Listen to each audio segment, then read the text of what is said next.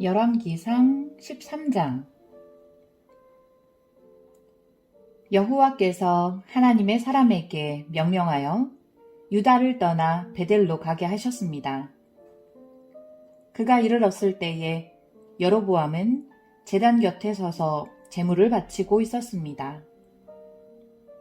하나님의 사람이 그 제단을 향하여 여호와의 말씀으로 외쳤습니다.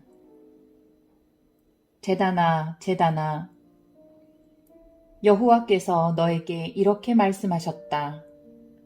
다윗의 집안에 요시야라는 아들이 태어날 것이다. 그는 내 위에서 제사를 드리고 있는 선당의 제사장들을 내 위에 제물로 바칠 것이며 인간의 뼈를 내 위에서 태울 것이다. 하나님의 사람은 이 일이 일어날 것이라는 증거로 이 제단은 갈라질 것이고 그 위에 재는 땅에 쏟아질 것이다 라고 말했습니다. 여로보암 왕은 하나님의 사람이 베델의 제단에 대해 말한 것을 듣고 제단 위에서 손을 뻗어 그 사람을 가리키며 저놈을 잡아라 하고 소리쳤습니다. 그러나 왕이 내민 팔은 마비되어 움직일 수가 없었습니다. 곧이어 제단이 갈라지고 그 모든 재가 땅에 쏟아졌습니다. 하나님의 사람이 말한 증거대로 일이 이루어졌습니다. 왕이 하나님의 사람에게 말했습니다. 나를 위해 그대의 하나님 여호와께 기도해 주시오. 제발 내 팔을 고쳐달라고 기도해 주시오. 하나님의 사람이 여호와께 은혜를 베풀어 달라고 기도드리자 왕의 팔은 나아서 그전처럼 되었습니다. 왕이 하나님의 사람에게 말했습니다. 나와 함께 집으로 가서 음식을 듭시다. 그대에게 선물을 드리고 싶소. 하나님의 사람이 왕에게 대답했습니다. 왕과 함께 갈 수 없습니다. 왕이 나라의 절반을 준다 해도 갈 수 없습니다. 이곳에서는 아무것도 먹거나 마실 수 없습니다. 여호와께서 나에게 아무것도 먹거나 마시지 말라고 명령하셨습니다. 그리고 내가 온 길로 되돌아가지도 말라고 명령하셨습니다. 그래서 그 사람은 다른 길로 갔습니다. 베델에 올라왔던 길로 되돌아가지 않았습니다. 그때에 베델에 늙은 예언자가 한 사람 살고 있었습니다. 그의 아들들이 와서 그날 하나님의 사람이 한 일에 대해 이야기해 주었고 하나님의 사람이 여로보암에게 한 말도 들려주었습니다. 그러자 그 아버지는 그 사람이 어느 길로 돌아가느냐 하고 물었습니다. 그의 아들들은 유다에서 온 하나님의 사람이 돌아간 길을 아버지에게 일러주었습니다. 그 예언자는 아들들에게 자기 나귀에 안장을 얹어달라고 말했습니다. 아들들이 안장을 얹혀주자 그 예언자는 나귀를 탔습니다. 그는 하나님의 사람을 뒤쫓아가서 그가 상수리 나무 아래 앉아 있는 것을 발견하고 다가가서 물었습니다. 그대가 유다에서 온 하나님의 사람이요? 그 사람이 대답했습니다. 그렇습니다. 내가 그 사람입니다. 예언자가 말했습니다. 나와 함께 집으로 가서 음식을 같이 드십시다. 그러자 하나님의 사람이 대답했습니다. 당신과 함께 돌아갈 수 없습니다. 그리고 당신의 집에 들어갈 수도 없습니다. 이곳에서 당신과 함께 무엇이든 먹거나 마실 수 없습니다. 여호와께서 나에게 너는 그곳에서 아무것도 먹거나 마시지 마라. 그리고 오던 길로 다시 돌아가지 마라 하고 말씀하셨습니다.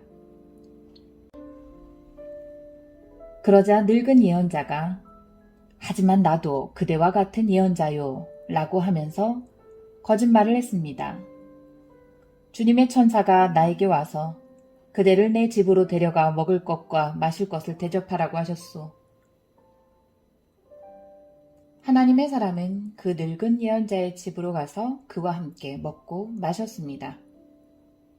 그들이 식탁에 앉아 있는데 여호와의 말씀이 하나님의 사람을 데리고 온 늙은 예언자에게 내렸습니다. 늙은 예언자가 유다에서 온 하나님의 사람에게 외쳤습니다. 여호와께서 당신에게 이렇게 말씀하셨소. 너는 여호와의 말씀을 듣지 않았다. 너는 너희의 하나님 여호와께서 명령하신 것을 따르지 않았다. 여호와께서 너에게 이곳에서는 아무것도 먹지 말고 마시지도 말라고 하셨는데 너는 길을 돌이켜 먹기도 하고 마시기도 했다. 그러므로 너의 시체는 너의 가족 무덤에 묻히지 못할 것이다. 하나님의 사람이 먹고 마시기를 마치자 늙은 예언자는 그의 나귀에 안장을 채워주었습니다. 그 사람이 집으로 돌아가고 있는데 사자 한 마리가 나타나 그를 물어 죽였습니다. 그의 시체는 길에 버려졌으며 나귀와 사자가 시체 곁에 서 있었습니다. 마침 그때 어떤 사람들이 그 길을 가지고 가고 있었는데 그들은 시체 옆에 사자가 서 있는 것을 보았습니다. 그래서 그들은 늙은 예언자가 살고 있는 성으로 가서 그 사실을 알려주었습니다.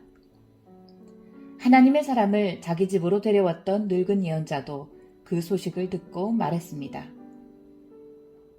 그 사람은 여호와의 명령을 따르지 않았던 하나님의 사람이다. 그래서 여호와께서 전에 말씀하신 대로 사자를 내보내어 그 사람을 죽이신 것이다. 늙은 예언자가 자기 아들들에게 말했습니다. 나귀에 안장을 채워라. 아들들은 말씀대로 했습니다. 늙은 예언자는 밖으로 나가서 길에 버려져 있는 그 사람의 시체를 찾아냈습니다. 그 곁에는 나귀와 사자가 서 있었습니다. 사자는 그 시체를 먹지 않았을 뿐더러 나귀도 해치지 않았습니다. 늙은 예언자가 그 시체를 자기 나귀에 싣고 성으로 돌아왔습니다. 그리고 그의 죽음을 슬퍼해주고 그를 묻어주었습니다. 늙은 예언자는 그의 시체를 자기 집안 무덤에 묻었습니다. 그리고 오, 내 형제여 하면서 하나님의 사람이 죽은 것을 슬퍼했습니다. 예언자가 그를 묻어준 다음에 자기 아들들에게 말했습니다. 내가 죽거든 하나님의 사람이 묻혀있는 이 무덤에 나를 묻어라. 내 뼈를 그의 뼈 옆에 두어라. 여호와께서 이 사람을 통해 베델의 제단과 사마리아의 여러 마을의 산당들에 대해 말씀하신 것은 반드시 이루실 것이다.